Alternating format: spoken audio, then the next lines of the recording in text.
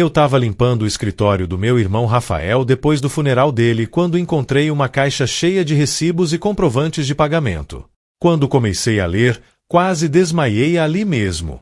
Eram todas as mensalidades da minha faculdade, do meu curso técnico, dos livros, material escolar, tudo pago por ele durante 15 anos, sem eu saber de nada. Vocês não fazem ideia do que é descobrir que a pessoa que você passou a vida inteira considerando egoísta e interesseira na verdade se sacrificou em silêncio para garantir que você tivesse um futuro melhor.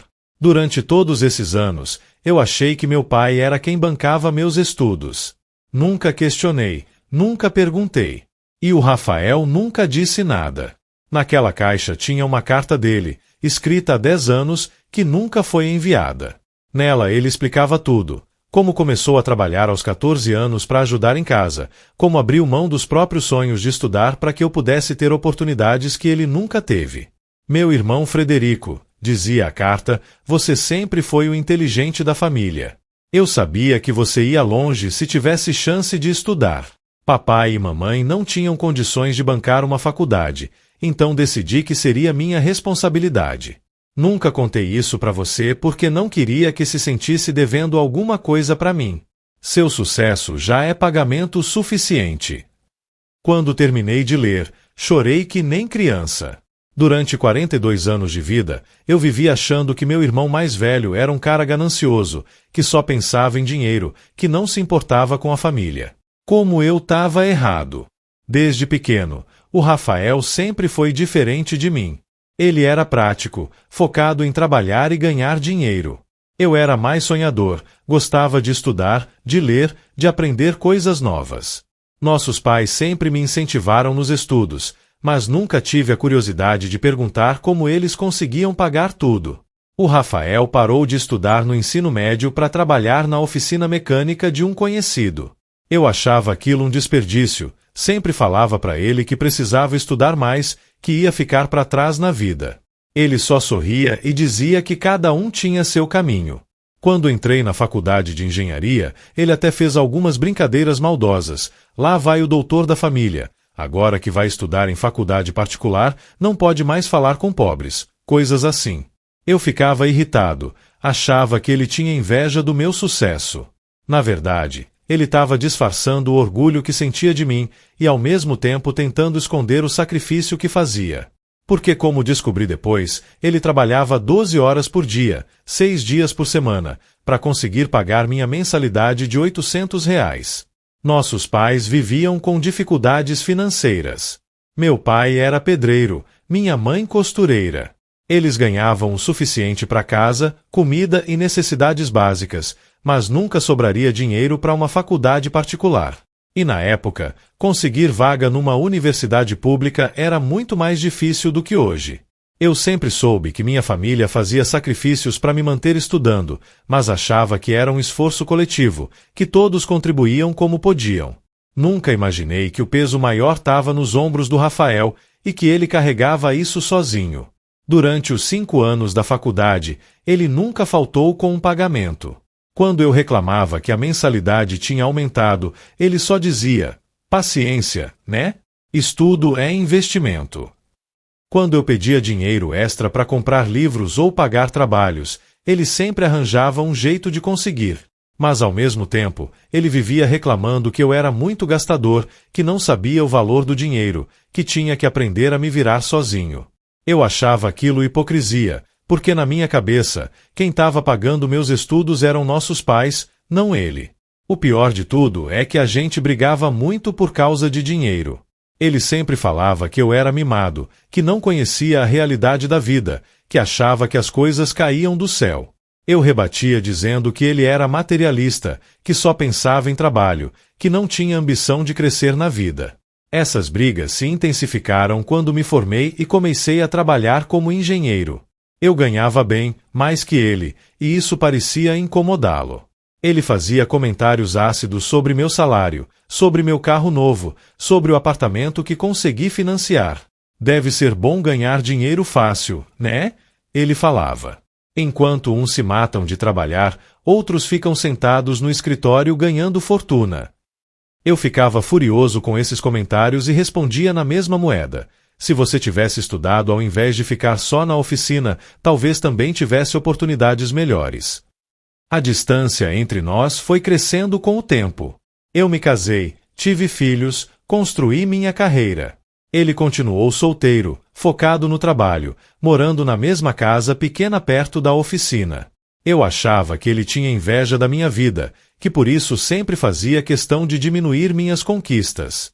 Nas reuniões de família, a tensão entre nós era visível. Ele falava pouco, ficava num canto, e quando alguém comentava sobre meu sucesso profissional, ele mudava de assunto ou fazia algum comentário sarcástico. Eu interpretava isso como ressentimento. Minha esposa sempre me dizia que eu devia tentar me aproximar mais dele, que família era importante. Mas eu respondia que ele era quem criava as barreiras, que eu não ia ficar correndo atrás de quem não queria minha amizade. O Rafael nunca se casou. Namorou algumas mulheres ao longo dos anos, mas nunca nada sério. Eu achava que ele era muito crítico, muito exigente, que por isso não conseguia manter um relacionamento. Na verdade, como descobri depois, ele nunca teve condições financeiras de sustentar uma família, porque gastava quase todo o salário comigo. Nos últimos anos, ele desenvolveu diabetes e pressão alta. O médico disse que era consequência do estresse e do excesso de trabalho. Mesmo assim, ele continuava fazendo horas extras, trabalhando nos fins de semana, se matando na oficina. Eu ofereci ajuda financeira algumas vezes, principalmente quando soube dos problemas de saúde. Mas ele sempre recusava com orgulho: não preciso da sua caridade, doutor. Eu me viro sozinho desde criança. Essa resposta me irritava e aumentava ainda mais a distância entre nós. O último Natal que passamos juntos, há 2 anos, tivemos uma briga feia. Eu tinha comprado presentes caros para os meus filhos e pro Rafael dei apenas uma camisa simples. Ele comentou, meio de brincadeira: para quem ganha tanto, você é bem econômico com o irmão, né? Eu explodi: Rafael, você vive reclamando do meu dinheiro, do meu sucesso, fazendo piadinha. Se não gosta da minha vida, por que não para de falar sobre ela? Ele ficou quieto, olhou para mim com uma expressão que na época interpretei como desprezo, e disse: você tem razão. Melhor eu ficar na minha mesmo. Saímos brigados daquele Natal e praticamente não nos falamos mais. Ele parou de ir nas reuniões de família, parou de ligar, parou de aparecer. Quando nossos pais perguntavam, eu dizia que ele estava ocupado demais para se importar com a família. Há 6 meses, ele teve um infarto no trabalho. Morreu antes mesmo de chegar no hospital. Tinha apenas 47 anos. Quando chegamos na oficina para buscar as coisas pessoais dele, o patrão nos disse: seu irmão era o funcionário mais dedicado que já tive. Trabalhava que nem um condenado, nunca faltava, nunca reclamava. Foi aí que comecei a desconfiar de alguma coisa. Por que um homem solteiro, sem filhos, se mataria tanto de trabalhar? Comecei a investigar a vida financeira dele, e foi quando encontrei aquela caixa com todos os comprovantes dos meus estudos. Mas a revelação não parou por aí.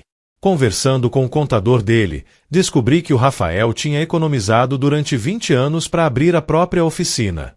Quando juntou o dinheiro suficiente, em 1998, foi exatamente quando entrei na faculdade. Ele desistiu do sonho dele para bancar o meu. Seu irmão me procurou naquela época. O contador me contou, disse que tinha mudado de planos, que ia usar o dinheiro para outra coisa mais importante.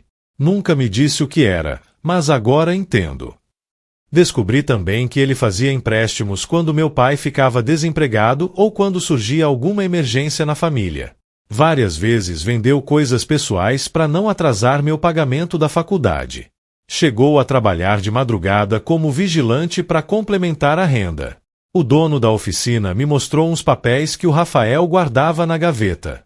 Eram recortes de jornal sobre formatura de engenheiros, reportagens sobre mercado de trabalho na área, artigos sobre salários da profissão. Ele acompanhava minha carreira de longe, mesmo fingindo desinteresse. Tinha também uma pasta com todas as notícias sobre a empresa onde trabalho. Quando ganhei uma promoção importante há 3 anos, que saiu numa publicação do setor, ele tinha guardado a matéria. Ao lado, uma anotação: orgulho do meu irmão. Quando encontrei essas coisas, quase tive um colapso. Percebi que tinha interpretado errado cada gesto dele, cada comentário, cada momento de tensão entre nós. O que eu achava que era inveja na verdade era proteção. O que interpretava como desprezo era amor disfarçado. Os comentários sarcásticos sobre meu dinheiro não eram por inveja, mas porque ele sabia melhor que ninguém o sacrifício que custou para eu chegar onde cheguei. Quando ele dizia que eu não conhecia o valor do dinheiro, não era para me diminuir, mas para me lembrar que alguém se matou de trabalhar para me dar aquela oportunidade. A carta que encontrei no escritório dele tinha uma continuação que me destroçou. Eu sei que às vezes pareço duro com você, que faço comentários que te irritam. Mas é porque quero que você valorize o que tem, que nunca esqueça que suas conquistas custaram suor e sacrifício. Não meu suor, esse foi dado de coração, mas o suor que você ainda vai precisar derramar para manter sua posição na vida. Conversando com nossa mãe depois do funeral, descobri mais detalhes que me partiram o coração. Ela me contou que o Rafael sempre pedia para ela não falar sobre as dificuldades financeiras que ele passava. Não conta pro Frederico, ele dizia, ele precisa focar nos estudos, não nas preocupações de casa. Minha mãe também revelou que ele recusou várias oportunidades de trabalho melhor porque não podia se arriscar a ficar desempregado. Apareceram umas ofertas boas, ela me disse, mas ele falava que não podia largar o emprego fixo enquanto você estivesse estudando. Descobri que quando eu me formei, ele chegou a fazer planos de voltar a estudar. Tinha se inscrito num curso técnico, mas desistiu quando soube que eu ia fazer uma especialização. Mesmo depois de formado, ele continuou me ajudando financeiramente sem eu saber. A especialização que fiz 2 anos depois da graduação, que custou uma fortuna e foi fundamental para minha carreira, também foi paga por ele. Eu achava que tinha conseguido uma bolsa de estudos, mas na verdade ele tinha assumido um empréstimo no banco para bancar o curso.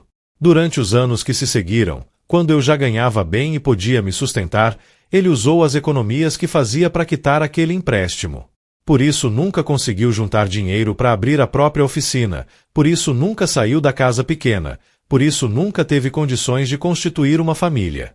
O mais doloroso de tudo foi descobrir que nos últimos anos, quando ele desenvolveu os problemas de saúde, ele evitou tratamentos caros exatamente para não me pedir ajuda. Preferiu sofrer em silêncio a admitir que precisava do dinheiro que tinha investido em mim. Encontrei também um envelope com meu nome, que ele nunca teve coragem de me entregar. Dentro, uma chave e um papel explicando que era a chave de um cofre no banco, onde ele guardava documentos importantes e um dinheiro que queria que eu recebesse quando ele não estivesse mais aqui para atrapalhar. Fui no banco com a chave e descobri que havia 50 mil reais guardados, fruto de uma economia de anos. Junto, uma carta final. Frederico, se você está lendo isso, é porque já parti. Esse dinheiro é para você e seus filhos. É pouco perto do que você merece, mas é tudo que consegui juntar. Use para dar aos meus sobrinhos as oportunidades que sempre quis dar para você. Na carta, ele pedia desculpas por ter sido duro e seco comigo durante a vida. Explicava que não sabia demonstrar carinho de outra forma, que tinha medo de parecer sentimental demais. Eu sempre tive orgulho de você, escrevia, mesmo quando brigávamos, mesmo quando você achava que eu te criticava. Você se tornou o homem que eu sempre sonhei ser. Lendo aquelas palavras, percebi como fui injusto com ele durante todos esses anos.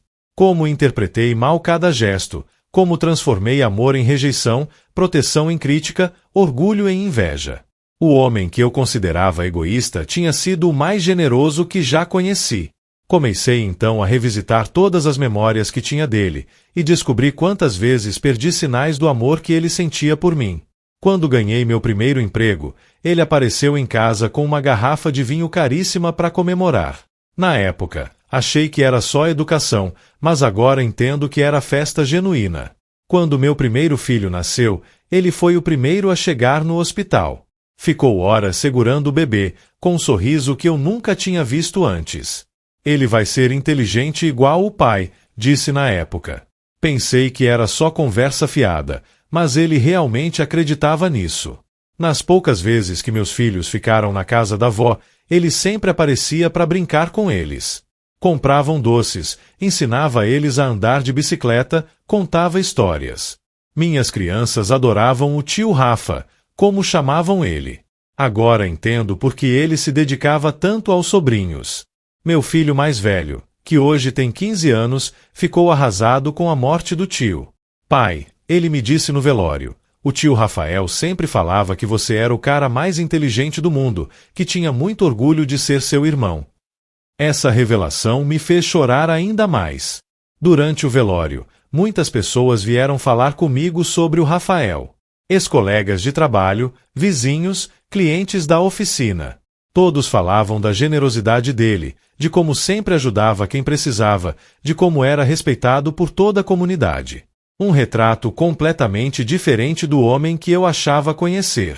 Um dos mecânicos da oficina me contou, seu irmão sempre falava de você. Mostrava para todo mundo as fotos da sua formatura, contava sobre seus projetos de engenharia. A gente zoava ele falando que parecia pai orgulhoso do filho.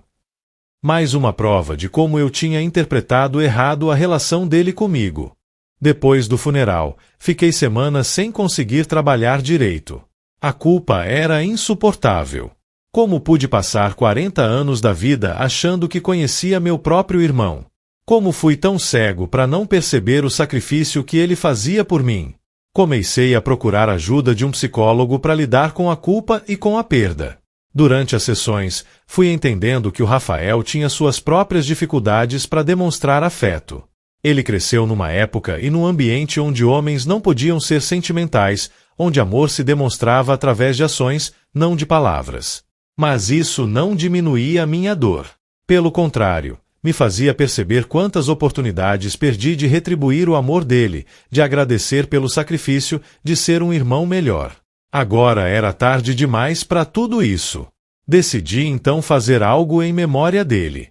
Usei o dinheiro que ele deixou para criar um fundo de bolsas de estudo para jovens carentes. A fundação se chama Rafael Moreira, Oportunidades que Transformam. É minha forma de honrar o sacrifício que ele fez por mim e estender isso para outras pessoas. A primeira turma de beneficiados da fundação são 5 jovens da mesma idade que eu tinha quando entrei na faculdade. Todos vêm de famílias humildes, todos têm potencial acadêmico, todos precisam de uma oportunidade para mudar de vida. Igual eu precisei. Quando converso com esses jovens, sempre conto a história do Rafael. Explico que aquela oportunidade que eles estão recebendo é fruto do sacrifício de um homem que abriu mão dos próprios sonhos para investir no futuro do irmão. Quero que eles valorizem cada aula, cada livro, cada chance de aprender. Alguns deles me lembram muito do Rafael quando era jovem. Práticos, focados, determinados. Outros me lembram de mim mesmo, sonhadores, cheios de planos, ansiosos para mudar o mundo. Todos recebem o mesmo amor e a mesma dedicação que meu irmão me deu. A fundação cresceu rapidamente. Em 2 anos, já atendemos 20 jovens. Recebemos doações de outras pessoas que se identificaram com a história do Rafael, que também tiveram irmãos, pais ou parentes que se sacrificaram por eles em silêncio. Uma doadora, uma senhora de 60 anos, me contou que descobriu depois da morte da mãe que ela tinha trabalhado como faxineira durante 10 anos para bancar a faculdade dela. Igual sua história com seu irmão, ela disse, a gente só descobre o valor das pessoas depois que elas partem. Criei também um projeto na empresa onde trabalho. Convenci a diretoria a criar um programa de bolsas de estudo técnico para filhos de funcionários da manutenção. É minha forma de garantir que outros jovens como Rafael tenham oportunidade de estudar e crescer profissionalmente. Todo mês, visito o túmulo dele e conto sobre os projetos da fundação, sobre os jovens que estão sendo beneficiados, sobre como o sacrifício dele continua transformando vidas.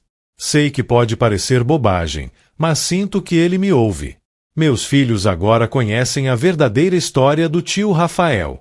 Contei tudo para eles. Mostrei os documentos, expliquei o sacrifício que ele fez pela nossa família. Eles ficaram emocionados e passaram a valorizar ainda mais a educação que recebem. Meu filho mais velho, inspirado pela história do tio, decidiu que quer estudar engenharia igual eu. Mas disse que se um dia tiver um irmão mais novo, vai fazer igual o tio Rafael, abrir mão do que for necessário para dar oportunidades para a família. Isso me enche de orgulho e de esperança. Mudei também minha forma de ver o trabalho e o dinheiro. Antes, eu focava apenas no sucesso pessoal, em acumular conquistas e bens materiais. Hoje entendo que o verdadeiro sucesso é usar suas oportunidades para ajudar outras pessoas, igual o Rafael fez comigo. Na empresa, me tornei mentor de jovens engenheiros recém-formados. Conto para eles sobre a importância de valorizar quem investiu na formação deles, de retribuir as oportunidades que receberam. Muitos se identificam com minha história e passam a ver a carreira de forma diferente. Também mudei a relação com minha própria família. Agora demonstro mais carinho para os meus filhos, falo mais sobre meus sentimentos, não tenho vergonha de ser sentimental. Aprendi com o erro do Rafael. Amor precisa ser demonstrado em vida, não pode ficar apenas nas ações silenciosas. O casamento também melhorou. Minha esposa sempre soube que eu carregava a culpa pela morte do Rafael, mas só quando contei toda a verdade ela entendeu a dimensão do meu arrependimento. Ela me ajudou a canalizar essa dor em algo positivo através da fundação. Uma das coisas mais difíceis foi conversar com meus pais sobre a descoberta. Eles ficaram chocados ao saber que o Rafael bancou meus estudos sozinho durante todos esses anos. Minha mãe chorou muito, disse que se soubesse teria impedido ele de fazer tanto sacrifício. Mãe, eu disse para ela, o Rafael fez isso porque quis, porque acreditava em mim, porque me amava. Não era obrigação dele, era escolha. E foi a escolha mais generosa que alguém já fez por mim. Essa conversa nos aproximou ainda mais como família. Meu pai, que sempre foi homem de poucas palavras, me disse uma coisa que nunca vou esquecer. Filho, o Rafael sempre soube que você ia longe. Ele investiu em você como quem planta uma árvore, sabendo que um dia ia dar frutos para muita gente. Agora é sua responsabilidade fazer essa árvore continuar crescendo. E é isso que tento fazer todos os dias. Honrar o investimento que ele fez em mim, multiplicar as oportunidades que ele me deu, ser para outros jovens o que ele foi para mim. É minha forma de dizer obrigado para um irmão que nunca ouviu essas palavras enquanto estava vivo. A dor da perda nunca vai passar completamente. Mas transformei ela em combustível para fazer o bem. Cada jovem que consegue se formar através da nossa fundação é uma vitória do Rafael. Cada vida que mudamos é uma extensão do amor que ele plantou em mim. Hoje, 5 anos depois da morte dele, posso dizer que finalmente entendi quem era meu irmão Rafael. Não era o homem egoísta e materialista que eu imaginava. Era um herói silencioso, um anjo da guarda disfarçado de irmão mais velho, um exemplo de amor incondicional que eu levei 40 anos para reconhecer. E vocês sabem o que mais me dói? É saber que ele morreu achando que eu não gostava dele, que eu o considerava inferior, que eu tinha vergonha da nossa relação. Ele carregou essa mágoa até o fim, sem saber que no fundo eu sempre o admirei, mesmo interpretando errado suas atitudes. Por isso eu falo para vocês, não esperem perder alguém para descobrir o valor que essa pessoa tem na vida de vocês. Perguntem sobre o passado, investiguem as motivações por trás dos gestos, não aceitem as aparências como verdade absoluta. Se vocês têm irmãos, pais, familiares que parecem duros ou distantes, talvez eles estejam apenas protegendo vocês de forma diferente. Talvez por trás da rispidez exista um amor imenso que não sabe se expressar de outra forma. Eu perdi a chance de agradecer ao Rafael em vida. Perdi a chance de dizer que o amava, que reconhecia o sacrifício dele, que tinha orgulho de ser irmão dele. Vocês ainda têm tempo de fazer isso com as pessoas importantes das suas vidas. O Rafael me ensinou que o amor verdadeiro não precisa de reconhecimento para existir. Ele me amou durante 42 anos sem esperar nada em troca, sem cobrar gratidão, sem fazer alarde do próprio sacrifício. Esse é o tipo de amor que transforma o mundo, uma pessoa de cada vez. Hoje, quando olho para a foto dele que tenho na mesa do escritório, não vejo mais o irmão que eu achava que era egoísta. Vejo o homem mais generoso que já conheci, o herói da minha vida, o responsável por tudo que consegui conquistar. E prometo para ele, todos os dias, que não vou desperdiçar o investimento que fez em mim. Que vou usar cada oportunidade que ele me deu para fazer a diferença na vida de outras pessoas. Que vou ser digno do amor silencioso que ele me dedicou durante toda a vida. Essa é minha história. A história de um homem que descobriu tarde demais o verdadeiro valor do irmão que tinha, que transformou arrependimento em ação, culpa em propósito, dor em amor multiplicado. É minha forma de manter vivo o legado do Rafael, o irmão que eu pensei que era egoísta, mas que na verdade era o mais generoso de todos nós. Mas deixem eu contar mais coisas que descobri sobre meu irmão depois da morte dele, porque a história não termina por aí. Quanto mais eu investigava a vida do Rafael, mais eu percebia o tamanho da minha cegueira durante todos esses anos. Uma semana depois do funeral, nossa vizinha de infância, Dona Marlene, veio falar comigo. Ela tinha mais de 70 anos e conhecia nossa família desde que éramos crianças. Frederico, ela me disse, eu preciso te contar uma coisa sobre seu irmão que você nunca soube. E aí ela me revelou algo que me deixou ainda mais devastado. Quando eu tinha 12 anos, passei por uma fase muito rebelde. Comecei a andar com os garotos mais velhos que não prestavam, a matar aula, a chegar tarde em casa. Meus pais estavam desesperados, não sabiam mais o que fazer comigo. Seu irmão Rafael, Dona Marlene contou, que tinha apenas 16 anos na época, vinha conversar comigo toda semana. Ele estava preocupado com você, achava que você ia tomar um rumo errado na vida. Me pedia conselhos sobre como ajudar você sem parecer intrometido. Ela continuou, um dia ele me disse, Dona Marlene, eu tenho medo que meu irmão se perca. Ele é inteligente demais para desperdiçar a vida com essa turminha. Mas ele não me escuta, acha que eu quero mandar nele. Foi aí que o Rafael bolou um plano. Ele convenceu um professor da escola, o Sr. Mário, a criar um projeto especial de reforço escolar para os alunos com dificuldades. Claro que o projeto era uma desculpa para me tirar da rua e me colocar de volta nos estudos. Seu irmão pagou do próprio bolso, Dona Marlene revelou, para as aulas extras que você teve durante 6 meses. Disse pro professor que era para fingir que era um projeto da escola, que você não podia saber que ele estava bancando. Eu me lembrava perfeitamente daquelas aulas. Na época, achei que tinha sido sorteado para participar de um programa especial. O professor Mário era muito dedicado, me ajudava com todas as matérias, conversava comigo sobre a importância dos estudos. Aquelas aulas mudaram minha vida. Foi lá que eu redescobri o prazer de aprender, que voltei a ter interesse pela escola, que decidi que queria ser engenheiro. Se não fosse por elas, talvez eu realmente tivesse me perdido na adolescência. O Rafael acompanhava de longe. Dona Marlene continuou. Sempre perguntava pro professor como você estava indo, se você estava melhorando nas notas, se tinha parado de andar com aqueles meninos. Quando soube que você tinha decidido se dedicar aos estudos, ele chorou de alegria. Mais uma vez, descobri que meu irmão tinha salvado minha vida sem eu saber. E eu, ingrato, achava que ele não se importava comigo, que só criticava meu comportamento por implicância. Dona Marlene também me contou sobre outras situações que eu nunca soube. Quando eu tinha 17 anos e queria desistir do ensino médio para trabalhar, o Rafael conversou com meu pai durante horas, convencendo ele a não me deixar largar os estudos. Ele dizia, lembrou Dona Marlene, pai, o Frederico tem que terminar o colegial. Ele é inteligente, pode ir para a faculdade, pode ter uma vida melhor que a nossa. Se ele parar de estudar agora, vai se arrepender pro resto da vida. Meu pai, que na época achava que eu devia trabalhar para ajudar em casa, foi convencido pelo Rafael a me manter na escola. Mais tarde descobri que foi meu irmão quem passou a dar uma ajuda extra em casa para compensar a renda que eu poderia estar trazendo. Cada revelação dessas era como uma punhalada no peito. Quantas vezes o Rafael salvou meu futuro sem eu perceber? Quantas vezes ele se sacrificou para garantir que eu tivesse oportunidades? Resolvi procurar outros professores da escola para saber se havia mais coisas que eu não sabia.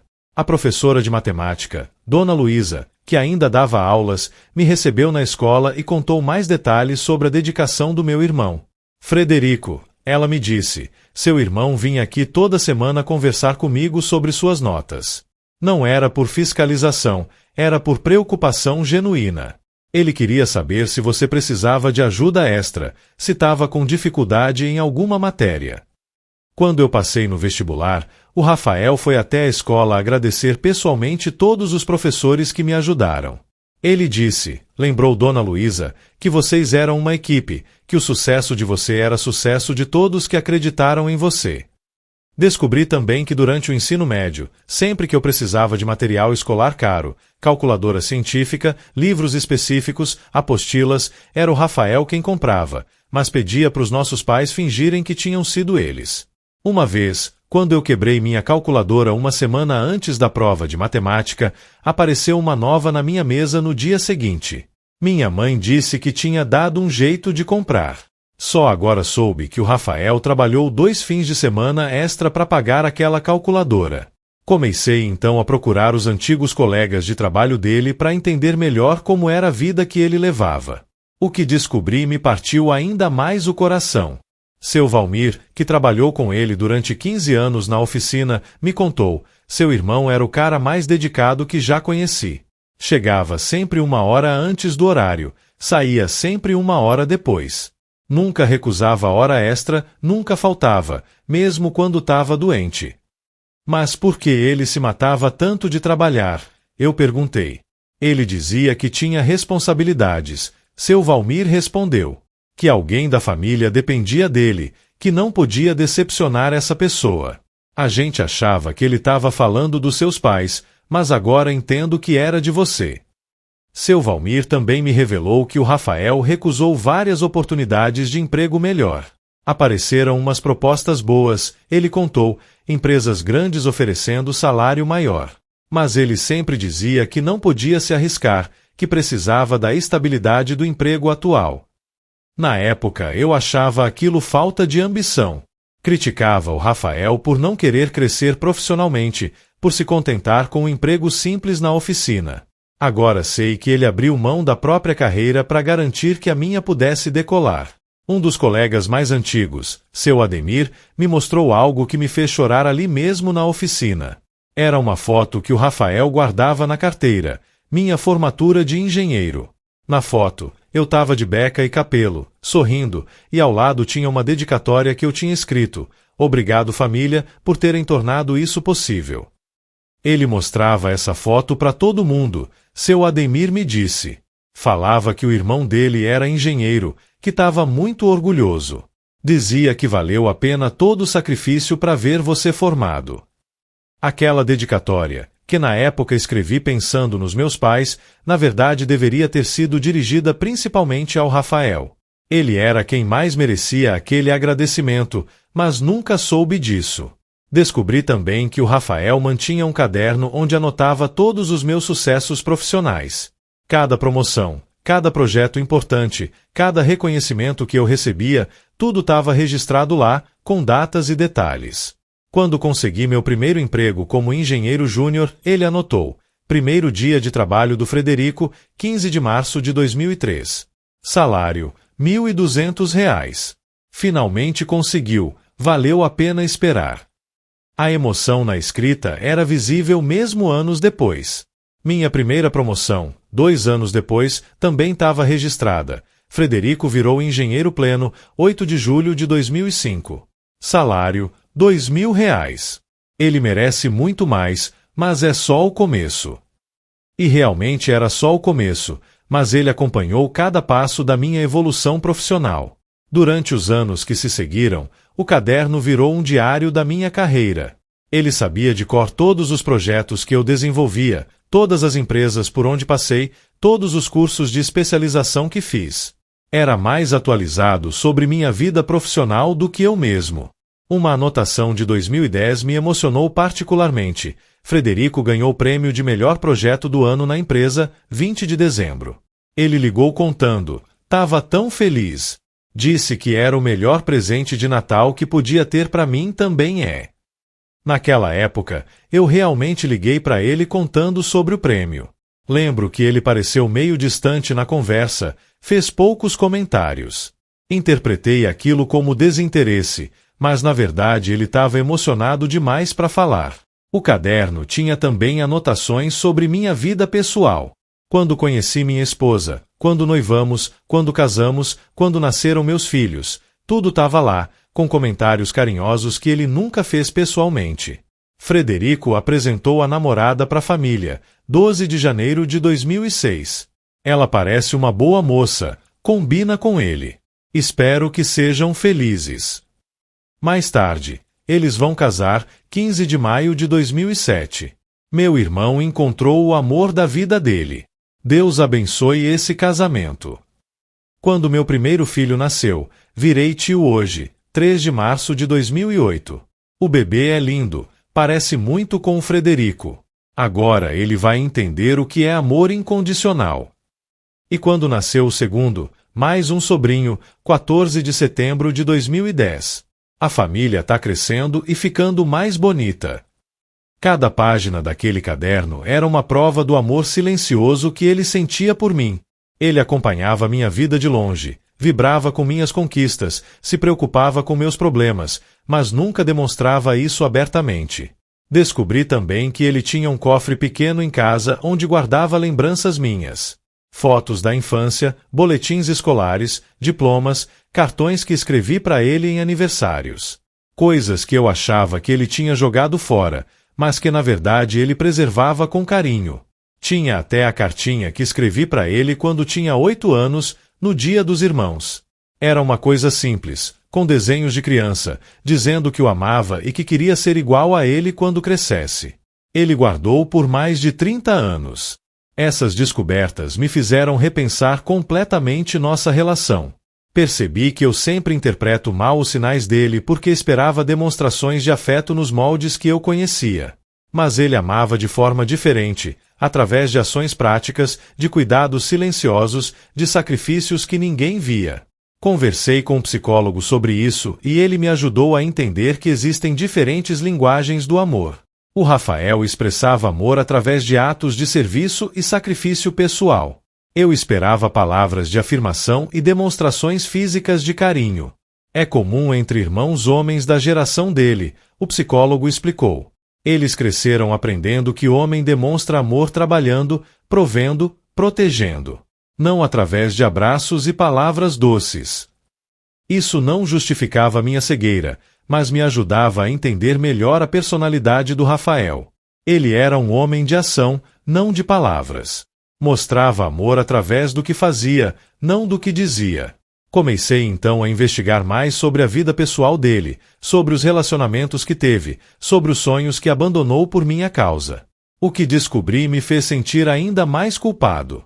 Conversei com Márcia, uma mulher que namorou com ele durante 3 anos, na década de 90. Eles quase casaram, mas o relacionamento terminou porque ela queria constituir família e ele sempre adiava os planos. O Rafael era um homem maravilhoso, ela me contou. Carinhoso, dedicado, fiel. Mas ele tinha uma responsabilidade que sempre vinha em primeiro lugar. Dizia que não podia casar enquanto não terminasse de investir no futuro da família. Na época, Márcia não entendia o que isso significava. Achava que ele estava falando sobre juntar dinheiro para os próprios pais. Só depois soube que a responsabilidade era comigo, com meus estudos, com meu futuro. Ele falava muito de você, ela lembrou. Contava sobre suas notas, sobre seus planos de fazer faculdade, sobre como tinha orgulho de ter um irmão tão inteligente. Mas nunca mencionou que estava bancando seus estudos. O relacionamento com Márcia terminou exatamente no ano que entrei na faculdade. Coincidência? Claro que não. Ele sabia que os gastos iam aumentar, que não ia ter condições de manter um casamento e bancar minha educação ao mesmo tempo. Quando terminamos, Márcia continuou, ele disse uma coisa que só agora faz sentido. Você merece um homem que possa se dedicar inteiramente a você. Eu tenho compromissos que vão durar pelo menos mais 5 anos. Os 5 anos da minha faculdade. Outros relacionamentos dele seguiram o mesmo padrão. Mulheres boas, sérias, que gostavam dele de verdade, mas que ele sempre afastava quando as coisas ficavam sérias. Não porque não queria constituir família, mas porque não podia. Uma delas, a Silvia, chegou a descobrir sobre os pagamentos da minha faculdade. Ela me disse que achava lindo eu ajudar meu irmão, o contador dele me contou, mas questionou se era necessário abrir mão da própria vida por isso. O Rafael respondeu que família vem em primeiro lugar. Imaginem a dor que deve ter sido para ele abrir mão do amor, do casamento, da possibilidade de ter filhos, tudo para garantir que eu tivesse um futuro melhor.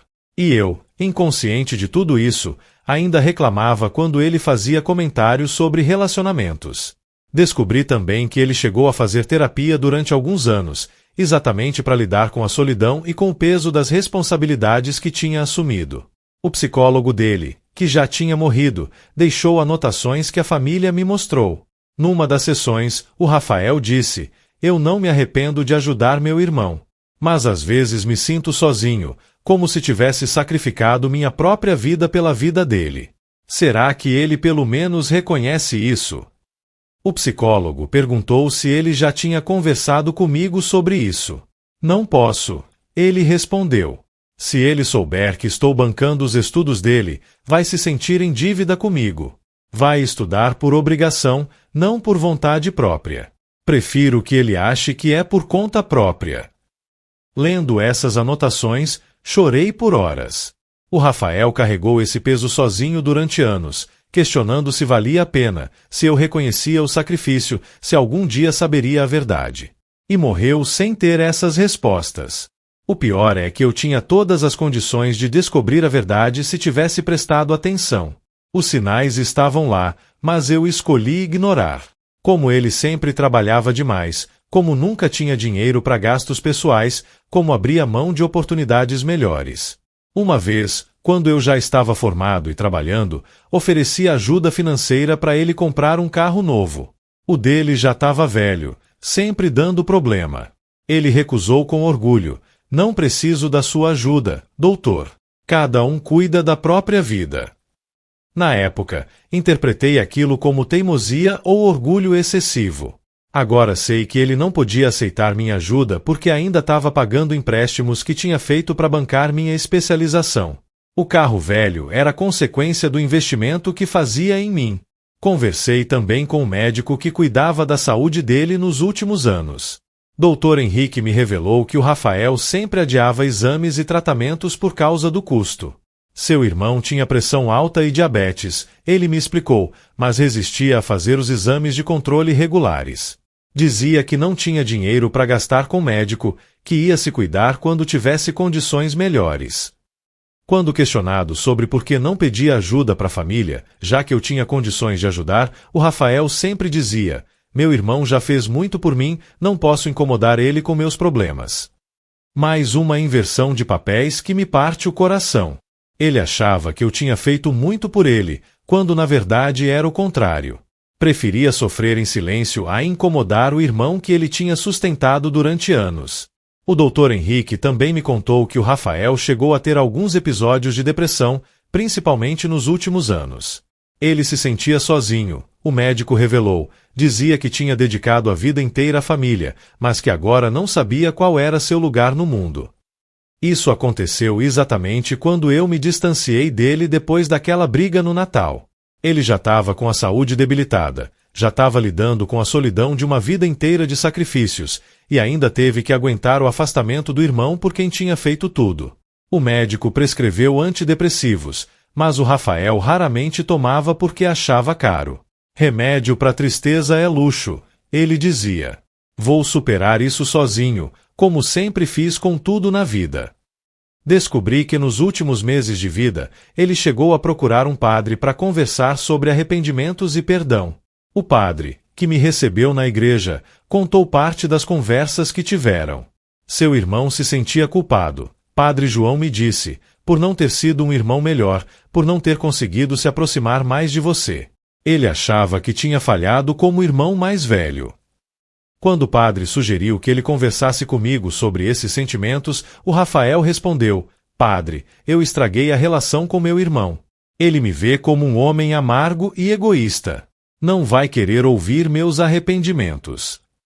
O padre tentou convencê-lo de que eu poderia ser mais compreensivo do que ele imaginava, mas o Rafael estava convencido de que nossa relação não tinha mais conserto. "É melhor deixar as coisas como estão", ele disse. "Pelo menos assim ele não vai saber que eu falhei com ele." Mais uma vez, a realidade era o oposto do que ele pensava. Ele achava que tinha falhado comigo, quando na verdade eu é que tinha falhado com ele. Ele carregou culpa injusta até o fim da vida. Todas essas descobertas me fizeram entender que o Rafael não era apenas um irmão generoso que se sacrificou por mim. Ele era um homem que dedicou a vida inteira ao amor, mesmo sem receber reconhecimento por isso. Um herói silencioso que nunca pediu medalhas. A fundação que criei em memória dele cresceu muito depois que comecei a contar essas histórias mais detalhadas.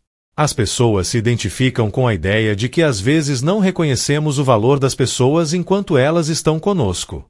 Uma das beneficiadas da fundação, a jovem Patrícia, me disse algo que nunca vou esquecer: seu Rafael não morreu, moço.